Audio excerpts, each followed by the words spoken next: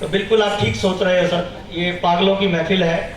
लेकिन इन्हें वो वाले पागल नहीं कहते जिन्हें डॉक्टर पागल बोलता है, इन्हें वो वाले पागल बोलते हैं जिन पे इतिहास गर्व किया करता है। इस दुनिया में जब जब कोई परिवर्तन होता है, कोई आविष्कार होता है, कोई चमत्कार होता है, कोई नई चीज का जन्म होता है ना, तो ये दुनिया उसको एक्सेप्ट नहीं करती है, उसे पागल बोलती है, बेवकूफ बोलती है। हाँ या ना साहब? राइट बंधु नाम का एक व्यक्ति थे, दो भाई थे, उन्होंने बोला था हम इंसान को पक्षियों की तरह उड़ाएंगे। लोगों ने क्या बोला? पागल है, कभी पक्षी की तरह इंसान उड़ सकता है क्या?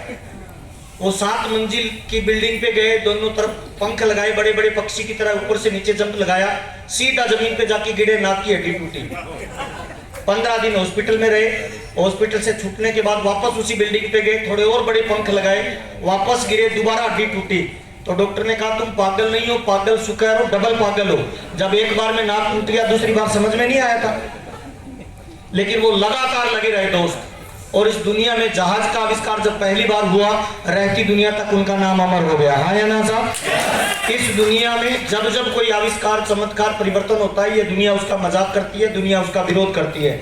एक व्यक्ति थे जो ये बोलते थे एक सूरज भगवान ने बनाया है, दूसरा सूरज मैं बनाऊंगा, जो मेरी मर्जी से जलेगा, मेरी मर्जी से बुझेगा। लोग उनको क्या बोलते थे? पागल है, बेवकूफ है, ऐसा कभी हो सकता है? लेकिन वो लगातार प्रयास करते गए और एक दिन बल्ब का आविष्कार हुआ। एडिसन नाम के व्यक्ति ने बल्ब का जब आविष्कार किया, तो जिसे पूरी दुनिया लोग पागल बोलते थे, रहती दुनिया तक उसका नाम इतिहास में अमर हो गया। हाँ या ना साहब? ऐसा ही एक पागल भीलवाड़ा की धरती राजस्थान में पैदा हुआ।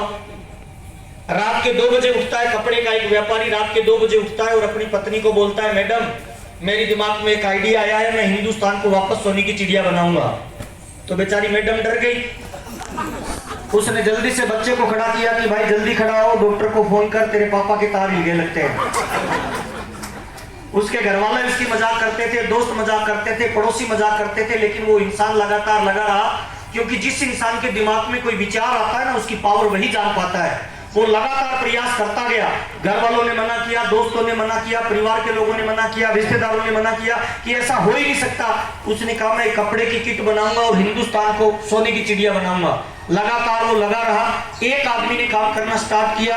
आज उस पागल के साथ हिंदुस्तान में लगभग 1.5 करोड़ लोग ज्वाइन हो चुके हैं। और मैं इतना कहना चाहता हूँ, ये हिंदुस्तान भविष्य में कभी सोने की चिड़िया बनेगा तो इसका एक माध्यम बनेगा और वो माध्यम आर्शियन बिजनेस होगा। तो मैं तमाम लोगों को बताना चाहता हूँ, जब जब इस दुनिया में कोई परिवर्तन होता है, कोई आविष्कार होता है, कोई चमत्कार होता है, लोग उसका विरोध करते हैं। हाँ या ना साहब? और शुरुआती लोग जब उस काम को करना शुरू करते हैं तो दुनिया क्या बोलती है सर? पागल बोलती है सर। राजनीतिक आजादी में जो शुरुआत में अंग्रेजों के सामने भिड़े थे, लोगों ने उन्हें क्या बोला? पागल हो तुम, पत्थर लाठी डंडा लेके अंग्रेजों से भिड़ रहे हो, उनके पास तोप है, गोले हैं, तुम नहीं जीत पाओगे। दुनिया ने उन्हें पागल कहा, सिर फिरे कहा, लेकिन लगातार वो लगे रहे और हिंदुस्तान आजाद हो गया। आज उन्हीं सिरफिरे लोगों को हम सरफरोश कहते हैं। हाँ या ना साहब? तो मैं तमाम लोगों को बताना चाहता हूं सर, जिस बिजनेस की आज हम बातचीत करने वाले हैं, ये व्यापार की नई टेक्नोलॉजी है, ये भविष्य का बिजनेस है। और आने वाले समय में इस बिजनेस में लोग अरबपति बनेंगे, करोड़पति बनेंगे, लोग पता नहीं किस किस तरह की कामयाबियां जनरेट करेंगे। लेकिन ये नई टेक्नोलॉजी है, व्यापार का नया विज्ञान है। तो जब हम इसकी बातचीत करते हैं तो लोग हमारा विरोध करते हैं, लोग हमारी मजाक करते हैं। हाँ या ना साहब?